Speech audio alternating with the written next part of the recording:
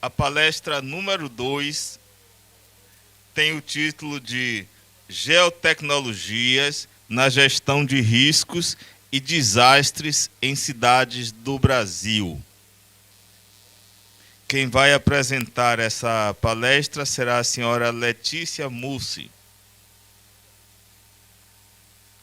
Por favor. É Letícia Mussi ou Mussi? Mussi. Letícia Mussi. Enquanto ela se prepara para apresentar, vamos comentar um pouco a respeito de Letícia Mussi. Ela é geógrafa, mestre em engenharia de biosistemas e pós-graduanda em governo digital. Foi diretora de geoprocessamento da Prefeitura de Niterói, responsável pelo projeto de implantação do Sistema de Gestão de Informação Municipal.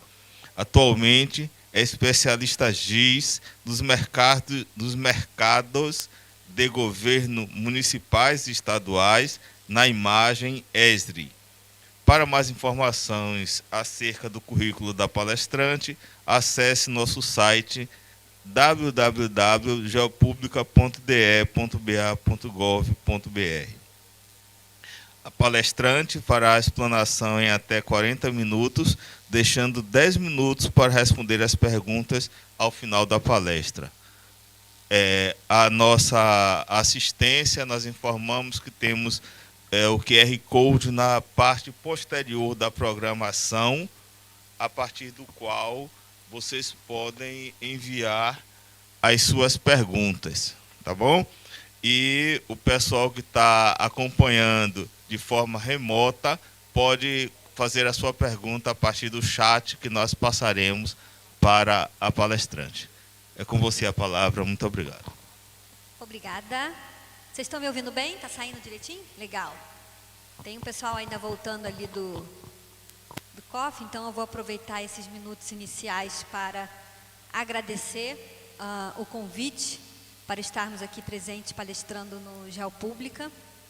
Agradeço em meu nome, em nome da imagem, aos organizadores, a Rita, a Regina, a Pelosi, todo o time aí do governo do estado da Bahia, que são nossos parceiros.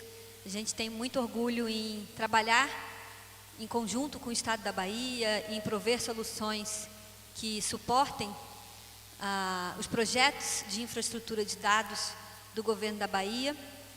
E quero agradecer também a todos os presentes. É uma honra estar aqui podendo falar para vocês, compartilhar um pouco de conhecimento, trocar ideias.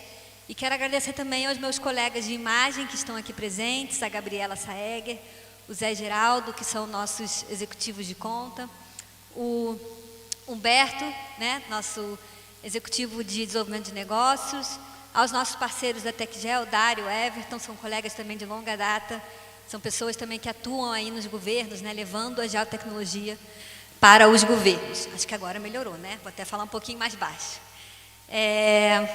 Queria parabenizar o professor Antônio pela palestra, excelente, professor, obrigada pela sua reflexão.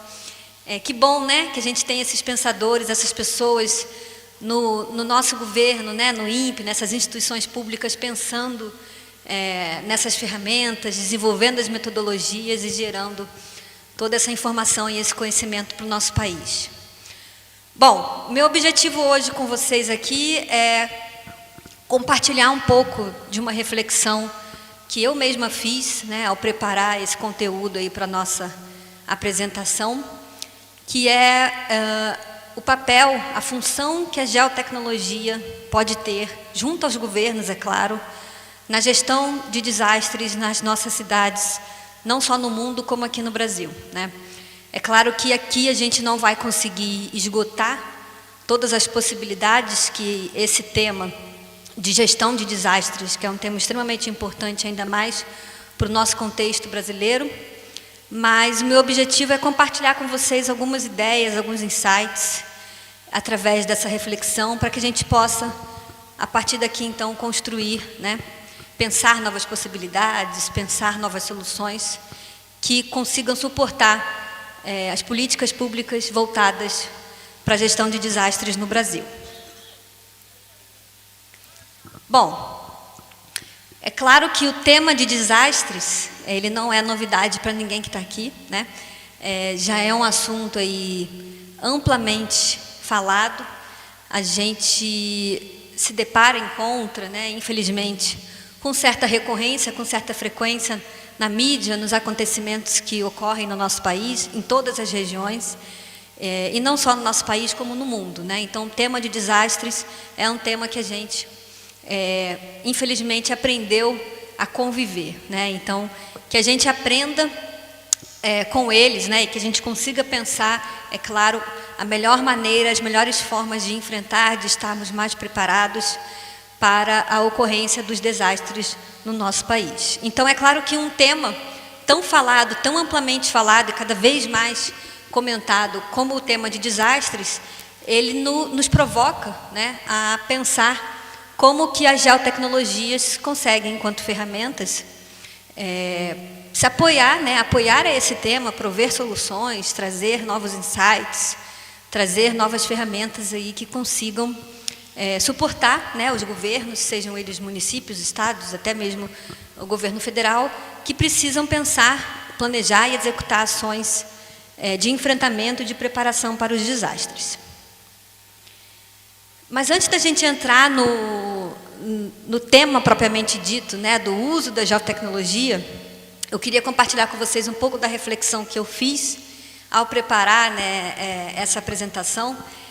Esse tema de desastre é um tema extremamente amplo, né, é um tema que o nosso país ele é referência não só pela ocorrência de desastre, né, mas por todo o sistema nacional de defesa civil, né, as coordenadorias municipais, estaduais que pensam constantemente em soluções cada vez mais apropriadas para combater, planejar e estarem mais preparados para a ocorrência de desastres. Então, essa reflexão que eu acabei fazendo, ela conseguiu talvez trazer, né, mais aqui para a nossa luz o papel da geotecnologia dentro desse grande desafio que hoje é a gestão de desastres no Brasil. Então, se a gente olha um desastre, é um conceito extremamente amplo, como eu estava dizendo, e ele tem várias classificações diferentes, né? A gente pode olhar um desastre através de diferentes óticas, pela sua natureza. Ele pode ser um desastre natural, que vai ser o objeto aqui da nossa palestra, ele pode ter vários níveis de intensidade, ele pode ter vários prejuízos decorrentes da sua ocorrência, e ele tem vários tipos de evolução, né? Então, um desastre, ele esse fenômeno, né, que tem várias formas de você olhar ele e daí você atacá-lo ou você pensá-lo. Então, isso aqui já mostra a complexidade do assunto, do objeto que a gente está tratando em questão. E aí, quando a gente olha para o nosso país, para o Brasil, a gente consegue ver que no nosso país a gente tem uma característica dos desastres naturais, né, que são de classificação hidrometeorológica, né? Isso inclusive uma afirmação que a gente encontra na literatura, né, dos pesquisadores que trabalham com desastres. O Brasil ele é um país que ele tem os desastres naturais de classificação correlacionada a efeitos climáticos, a efeitos hidrogeológicos, a efeitos meteorológicos, né? Então, a gente consegue pegar ali um grupo específico de desastres que, como vocês podem ver nessa figura, nessa ilustração, são desastres que conseguem, de certo modo, ser regionalizados no nosso país, mas são aqueles que a gente conhece: escorregamento, inundação, incêndios florestais, vendavais, secas, né? Então, a gente consegue conhecer bem um pouco do perfil dos desastres que acontecem em cada região do nosso país. Mas, quando a gente para pensar um pouco mais, né, nos desastres, nessa palavra desastre natural, ela já chama a atenção de cara. E aí a gente faz uma reflexão: o que de fato significa, o que de fato está por detrás quando eu falo desastre natural, né? Foi a reflexão que eu fiz, e aí eu fui entender mais, pesquisar, ler algumas teses, inclusive da professora Tereza Saito do INPE, né, colega aí do nosso professor Antônio, que questionam, né, o que é um desastre natural, por que a gente fala desastre natural. E aí, quando a gente olha, começando de trás para frente, a naturalidade de um desastre, né, o que se deve, por que a gente fala natural? A gente fala natural porque a gente está falando de fenômenos e processos que acontecem na dinâmica da Terra, na dinâmica de evolução de paisagens, né? Há milhões de anos. São processos e fenômenos que ocorrem com frequência durante essas mudanças que a Terra passa. E são fenômenos que são impactados pelas diferentes características ambientais e físicas, né, do local, da onde ele está, da onde ele acontece, da onde ele está inserido. Características de clima, de vegetação, de solo, de rocha, de topografia e outras mais. Então, a naturalidade de um desastre natural, ela se deve ao fato, claro, de que é um fenômeno que acontece, né? Ele acontece devido ao processo de evolução e dinâmica da paisagem, das paisagens que temos aí no nosso planeta. E aí, por que a gente chama então de desastre, né? Onde esse fenômeno natural, a partir de que momento ele ganha essa conotação, essa característica, né, de desastre? Essa palavra, querendo ou não, de certo modo pejorativa, né, de ter ali um desastre. Porque a gente insere um fator fundamental para a gente falar de desastre natural, que é a presença de uma população ou de uma comunidade, né? Então, quando a gente insere a sociedade, e aqui está, querendo ou não, o gancho, né, do tema do nosso evento, geografia e sociedade. Então, um desastre natural, ele é um desastre porque ele afeta uma população ou uma comunidade. Senão ele seria o nosso fenômeno natural que acontece nos milhões de anos de evolução que a Terra passa e passará, né? Então, os desastres, eles causam mortes, causam prejuízos, causam perdas econômicas, sociais, culturais, históricas. A gente vê isso em cada um dos desastres que acontece no nosso país e no mundo, né? Então, os desastres naturais, eles têm essa característica de atacar ou de impactar, né, de prejudicar um sistema social, uma população local, né? Por isso que ele ganha essa conotação de desastre. Inclusive, vários pesquisadores que falam sobre o tema, eles são contra esse termo de desastre natural, né? Por isso que a gente questiona bastante por que a gente fala desastre natural, mas é importante a gente entender, para a gente entender o papel da sociedade enquanto objeto que é prejudicado por um desastre e o nosso papel enquanto sociedade, uma vez no lugar de governo, no lugar de sociedade civil, que pode pensar ferramentas e soluções para combater, minimizar e estarmos mais prontos para enfrentar os desastres naturais. E junto com essa discussão de desastre natural que ataca o sistema social, é claro que tem o conceito de vulnerabilidade, que o professor Antônio, inclusive, comentou bastante sobre esse tema, né, de vulnerabilidade, que esse sistema social que sofre esse desastre, ele possui, né? Então, a vulnerabilidade social, ela corresponde à introdução desse fator humano, desse fator social, na ocorrência de um desastre, né? Na análise do risco que está implícito ali naquele desastre. E o interessante, e aí a gente começa a pensar depois, lá na frente, quando a gente estiver falando de ferramenta, de tecnologia, que essa vulnerabilidade social, que é uma característica que uma população determinada possui, através de vários fatores sociais, ambientais, econômicos, de educação, de proteção social, de assistência do Estado, de diferentes maneiras, existem diferentes maneiras de você caracterizar a vulnerabilidade de uma população. Então, essa vulnerabilidade, ela acontece em algum local, ela acontece num território, né? Então, ela é uma produção social de base territorial, né? A vulnerabilidade é algo que a gente, enquanto sociedade, constrói, né? Muitas vezes pela negligência, e é aí que a gente começa a falar do papel dos governos. Mas é claro que a gente está sempre olhando isso através da base territorial que ela possui. Então, ela se expressa em algum local, né? Ela se encontra em algum local determinado, e é a partir daí que a gente tem que começar a olhar, enquanto governo, para a gestão de desastres, para a gestão da vulnerabilidade social que está implícita em um desastre. Então, a vulnerabilidade, né, só para concluir aqui o nosso slide, ela tem essas características da população que pode estar em diferentes graus de preparo para lidar com aquele desastre. Então, os governos têm esse papel fundamental de fortalecer e de tentar diminuir a vulnerabilidade, ou seja, dar mais força para as populações locais estarem prontas ou estarem mais conscientes, mais preparadas para enfrentar um possível desastre.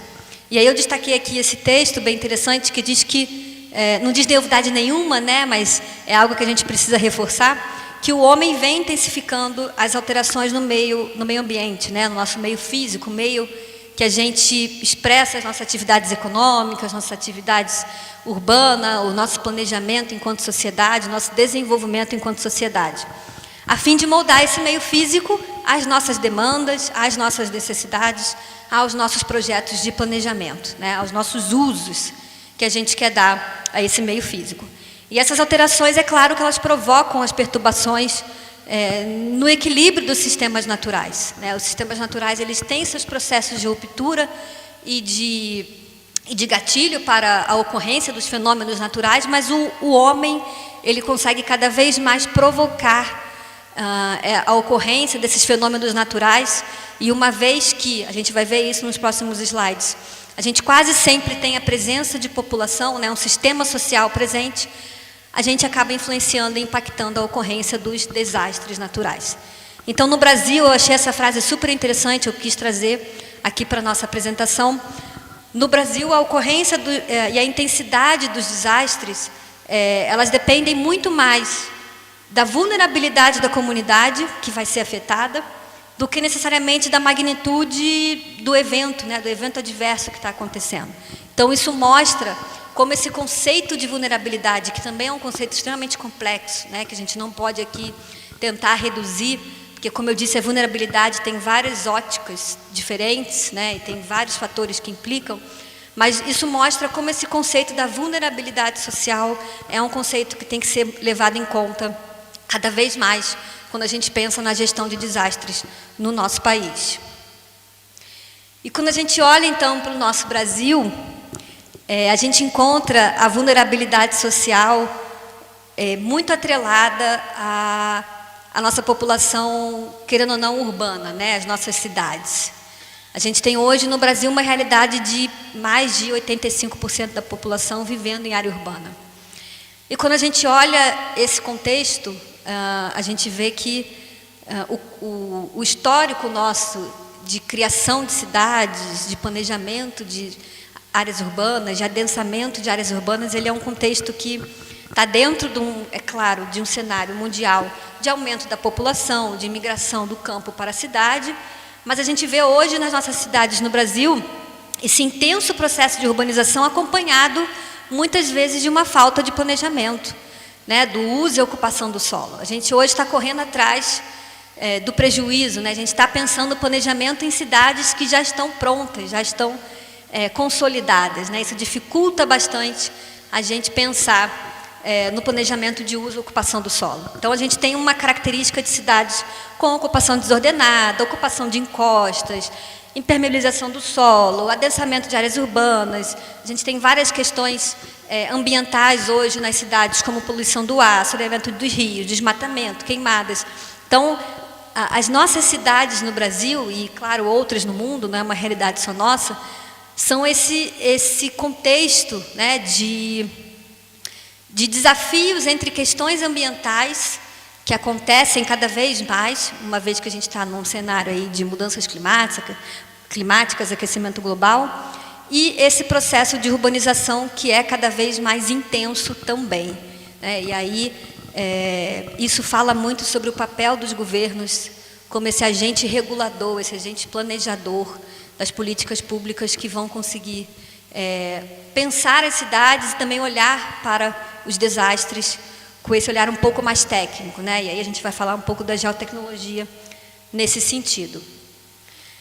Então, o contexto mundial, né, não é novidade para ninguém também. A gente vive aí uma era de um grande desequilíbrio climático causado muito por aquilo que a gente comentou, que é a tentativa do homem cada vez maior de dominar o meio físico, né, para implantar ali as suas atividades, e a gente vê que isso causa uma série de prejuízos, né, ao meio ambiente, e hoje a gente resume nesse tema de mudanças climáticas, né, esse desequilíbrio climático que contribui cada vez mais para a ocorrência dos eventos extremos, né? Então a gente vê os eventos, eles são extremos porque eles acontecem com mais frequência e com mais intensidade. E eles vão afetar, como a gente falou anteriormente, cada vez mais pessoas, né? Um número cada vez maior de pessoas envolvidas, da população que vai ser afetada. Então, tudo nos leva para um caminho não muito positivo. E isso nos desafia a pensar ferramentas e soluções que consigam nos acompanhar nesse desafio, para nos deixar mais preparados, mais planejados, trabalhar questões de prevenção, de mitigação e o pós-desastre, né, as ações de resposta e recuperação, que a gente hoje consegue fazer bem no nosso país, né, as ações de resposta, a gente, quanto sociedade, se mobiliza, os governos se ajudam, a gente consegue sair do outro lado, mas a gente ainda peca bastante nas ações de prevenção, de planejamento, de mitigação e de preparação para enfrentar os desastres. E aí a gente vê que esse tema é, de fato, extremamente relevante quando a gente olha as agendas, e aqui eu gostei bastante da fala do professor, né, que ele falou da importância das agendas quando a gente fala de algum tema, né, quando a gente quer estudar, quer planejar, quer discutir, quer pensar algum tema. E os desastres não é um tema diferente, né, de todos os outros que a gente pensa, planeja e produz agendas. Então, vocês conhecem com certeza a Agenda 2030, né, que fala ali dos ODS, apresenta os ODS, os nossos objetivos para um desenvolvimento sustentável, não enquanto cidade, enquanto país, mas sim enquanto sociedade mundial. Os ODS, eles conseguem apresentar diferentes desafios nos mais diferentes temas, e todos eles o governo tem atuação, né? E especificamente no ODS 13, que fala, claro, sobre a ação contra a mudança global do clima, a gente tem ali objetivos, desafios que falam bastante sobre a gente desenvolver cada vez mais ferramentas para estarmos mais resilientes frente à ocorrência dos desastres. Então, os governos, eles têm que estar pensando nessas ferramentas, eles têm que estar buscando essas soluções para atender esse objetivo. O próprio Marco de Sendai também é uma agenda, né, um planejamento que pensa como os governos serão mais resilientes, mais preparados para o enfrentamento aos desastres. Então, a gente vê que esse contexto mundial, ele começa a forçar, né?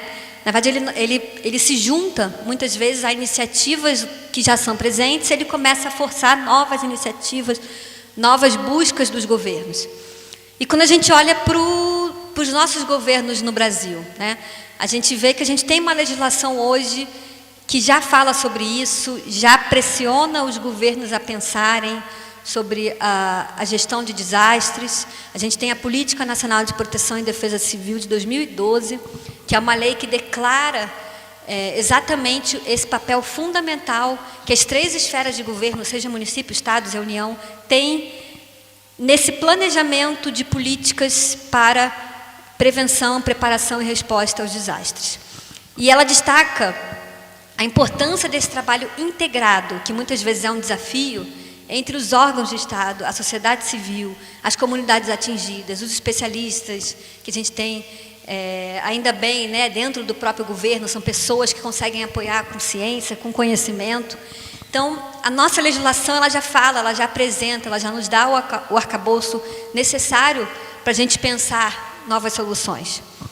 E essa lei ela é muito interessante porque ela fala bastante sobre o Sistema Nacional de Proteção e Defesa Civil, né, que é esse sistema, esse conjunto de atores que vai ser responsável por essas atividades de prevenção, mitigação, preparação, emergência, resposta e recuperação.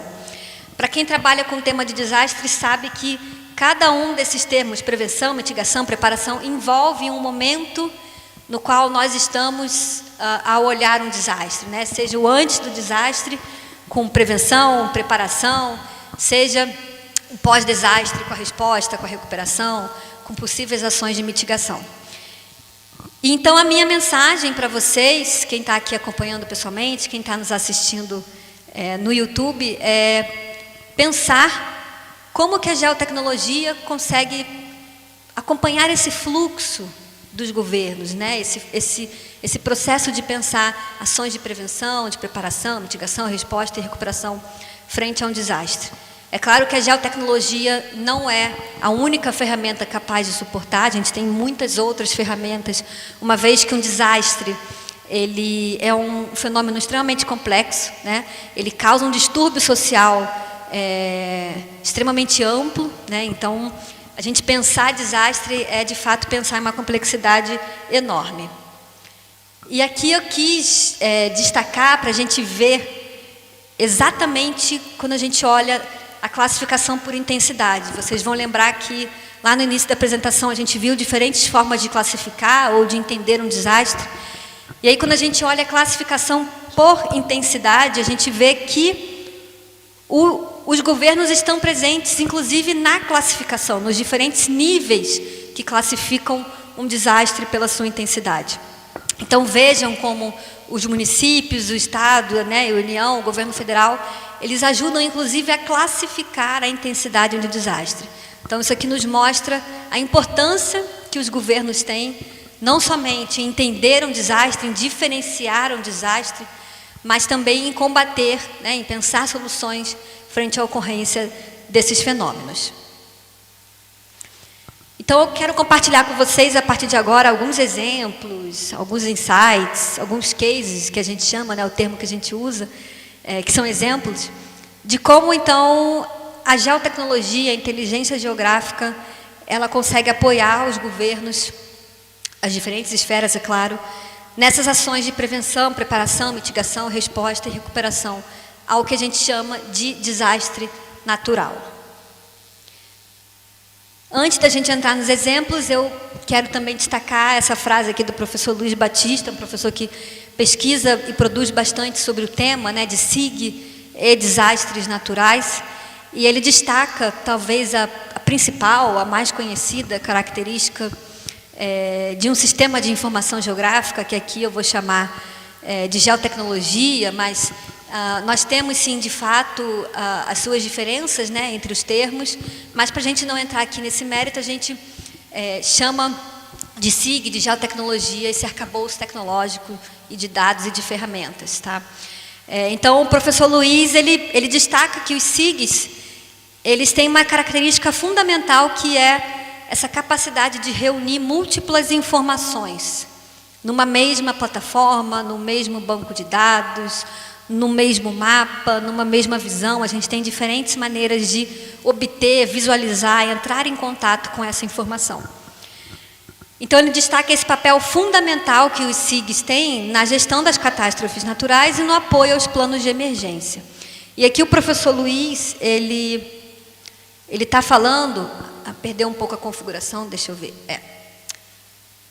vai ficar um pouco prejudicada ali a última frase, mas o professor Luiz, ele destaca esse papel que o SIG tem, que a gente vê amplamente utilizado em prefeituras no nosso país, em órgãos de defesa civil de estados também, que é representar esse arcabouço tecnológico para a gente trabalhar com as múltiplas informações que constituem ou que tentam reproduzir o contexto e o cenário de um desastre.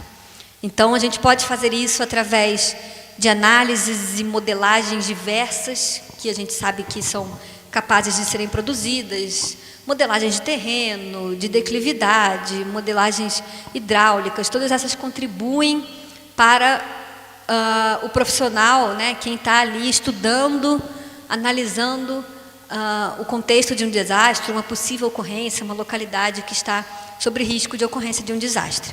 Então, a gente vê bastante na bibliografia os pesquisadores e também os órgãos de governo utilizando as ferramentas do SIG para gerar essas análises e modelagens ambientais, físicas, que vão suportar depois a tomada de decisão e o planejamento frente à gestão de desastres. E aí a gente vê, é claro, mapeamento de área de risco, né, um trabalho aí constante dos órgãos de defesa civil, mapear as áreas de risco, que já é o passo ali fundamental para você identificar as áreas que têm, é claro, a maior probabilidade da ocorrência de um desastre. Então, você já conhece de partida o local, a localidade, né, que está ali sob algum risco, e você consegue conhecer depois a população que pode ser impactada pela ocorrência de um desastre.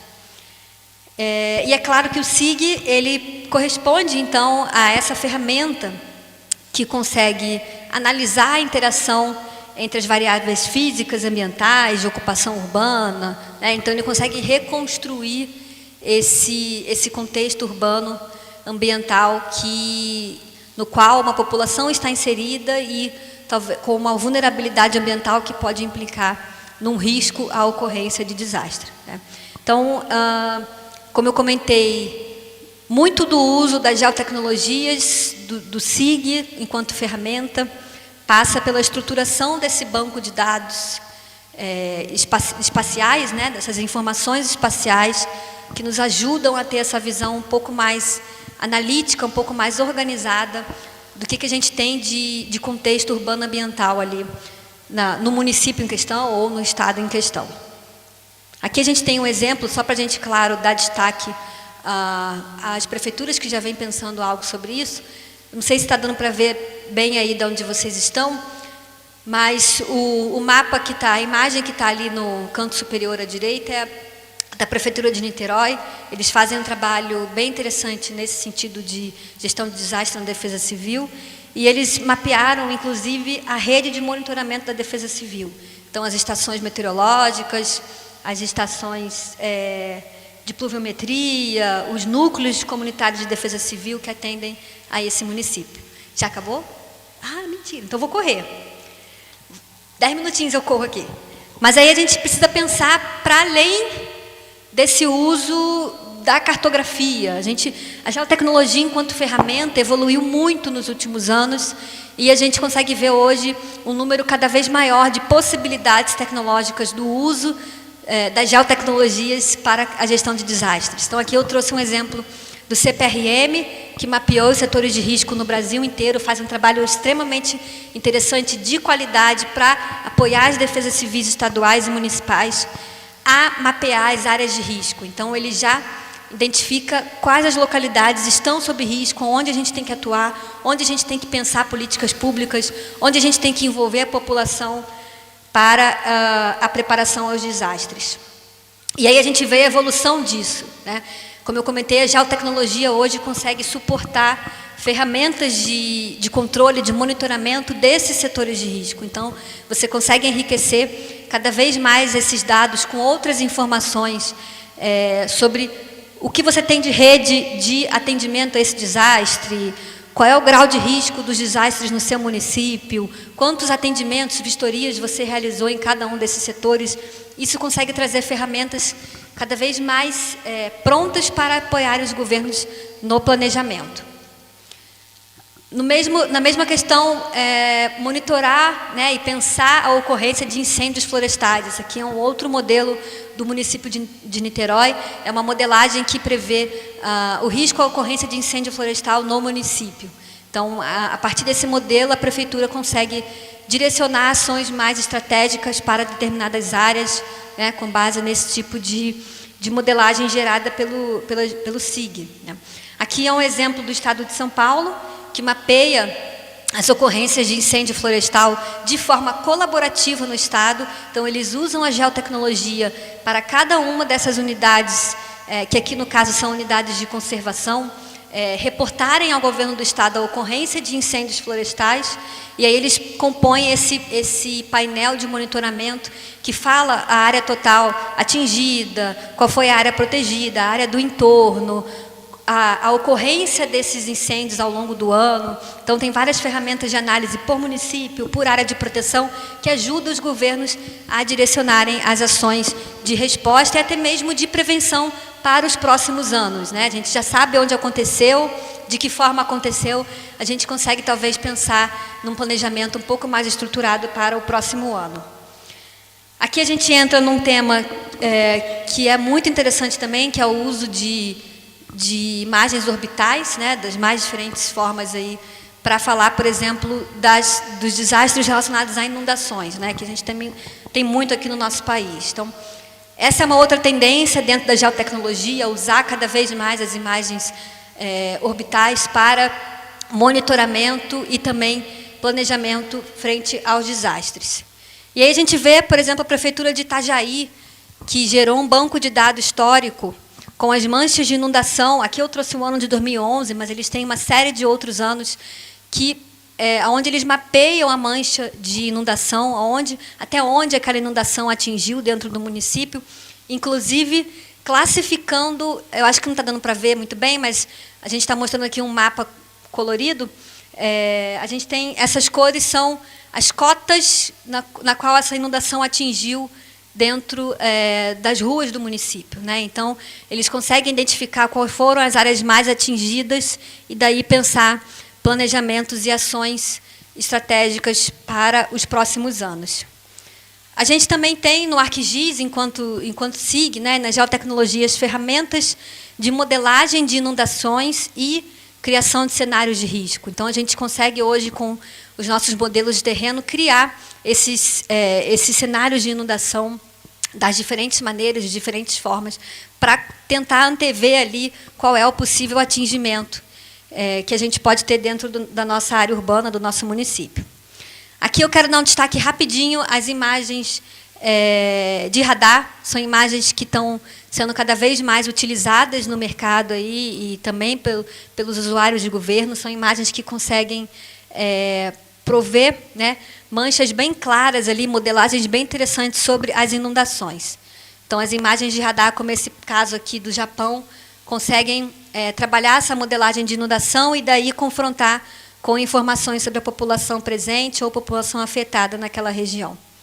Mapeamento de ocorrência é o nosso caso, né, de banco de dados históricos. Então, você reunir essas informações dos desastres que já aconteceram no seu estado, no seu município, criar essa ferramenta, esse sistema de mapeamento de ocorrências para você entender questões como número de mortos, número de desalojados, pessoas desaparecidas, pessoas desabrigadas, feridas, impactados no geral, quantas instalações você teve que reconstruir, públicas, habitacionais, as ocorrências por mês, enfim, uma série de consultas, de filtros que os governos hoje conseguem criar e aplicar nas suas rotinas de planejamento de gestão de desastres. Aqui mais um exemplo do Estado de São Paulo, que mapeou as ocorrências dentro do Estado com esses valores de danos, né? Ali 1,5 bilhão em danos, 2 mil feridos, mais 260 mil desabrigados por categoria de desastre.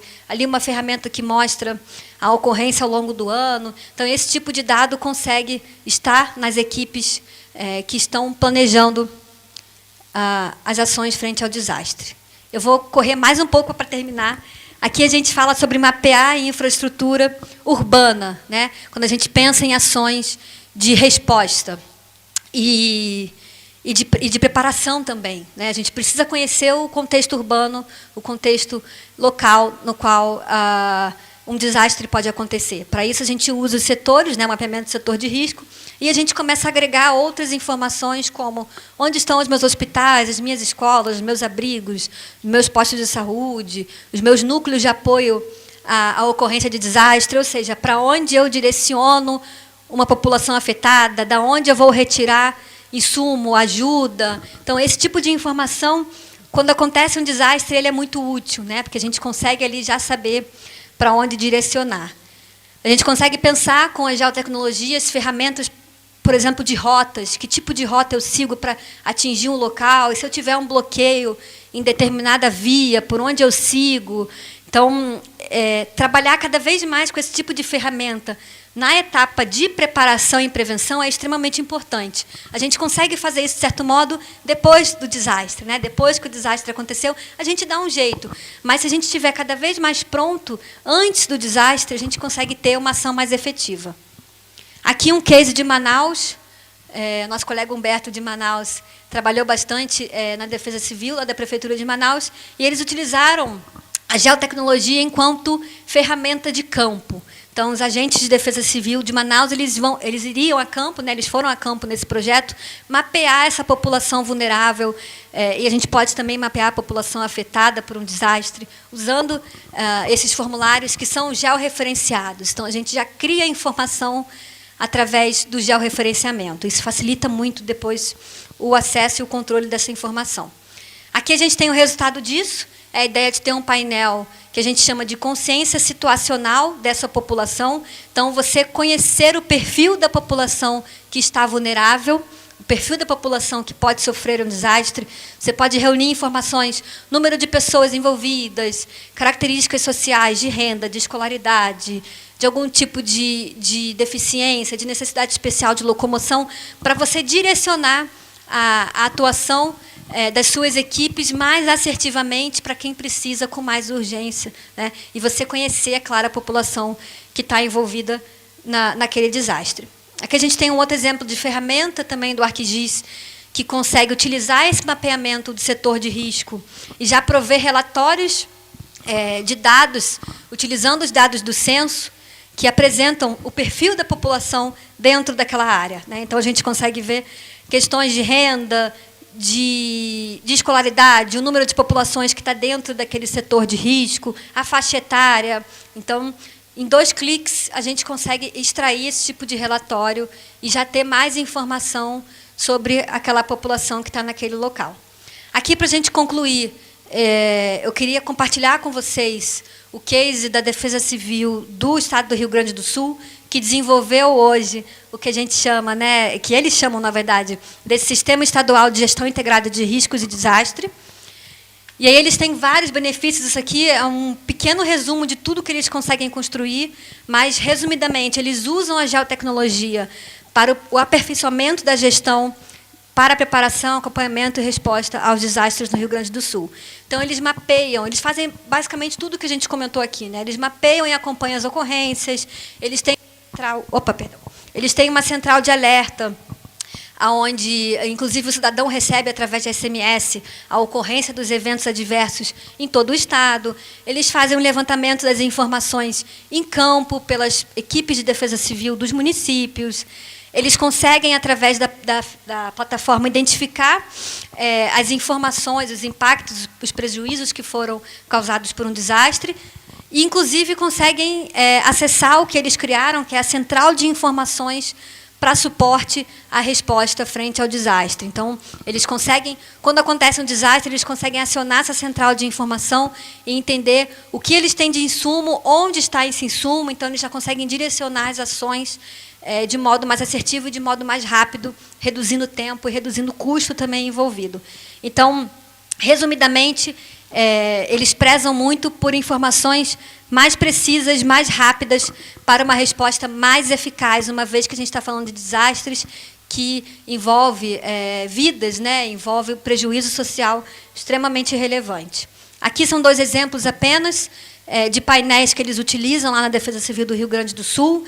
Eles mapeiam e incentivam os municípios à criação dos planos de contingência, né? Então, os planos para as ações de resposta e de recuperação frente a um desastre. Então, o Estado hoje consegue controlar a presença ou não, né, desse instrumento dentro das políticas públicas municipais.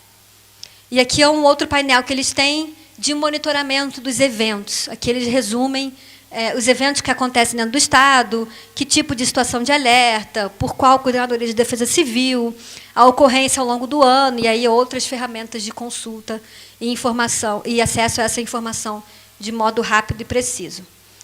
Então, para a gente concluir, pessoal, qual que é a mensagem principal que eu quero deixar para vocês aqui? É o uso das geotecnologias, é claro, nas ações de prevenção, preparação e mitigação, que já acontece. Então, como a gente usar essas ferramentas que eu mostrei e muitas outras que a gente poderia aqui, né, falar de cada uma possibilidade que esse tipo de ferramenta gera, nas ações de prevenção, preparação e mitigação, para que elas sejam mais eficientes e assertivas. E as ações de resposta e preparação que os governos realizam de modo mais rápido e eficaz. Então, é essa a diferença que a geotecnologia consegue trazer para rotinas, para planejamentos que já acontecem, né? Então, é esse bônus, digamos assim, que a geotecnologia consegue trazer, através, claro, de dados e informações, que são o pontapé inicial de tudo que a gente viu aqui. Todas as ferramentas, por mais bonitas que sejam, não existiriam sem dados e informações. Por isso, a gente vê um trabalho tão importante aqui no Estado do Bahia de produzir cada vez mais dados e informações sobre a realidade, né, do Estado e dos municípios baianos.